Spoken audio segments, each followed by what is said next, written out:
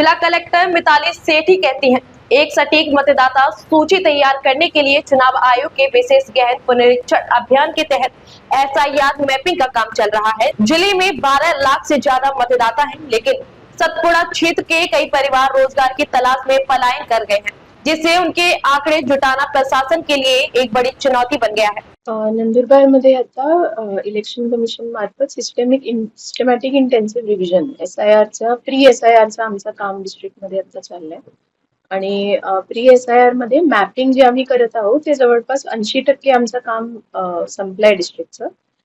ज्यांचं टेम्पररी स्थलांतरण झालंय किंवा ते आता गावामध्ये नाही आहात त्यांच्यासाठी ऑलरेडी मागच्या महिन्यात एक ग्रामसभा आम्ही घेतली होती आणि आता लोक परत येत आहेत तर परत एक ग्रामसभा आम्हाला घेता येईल. ग्रामसभेमध्ये त्यांची इन्फॉर्मेशन मिळाली किंवा गावकऱ्यांनी त्यांची इन्फॉर्मेशन जी पण दिली त्यांचे डॉक्युमेंट्स गोळे करून त्यांची पण मॅपिंग सोबतच केली जाईल फॉर टेम्पररीली मायग्रेटेड.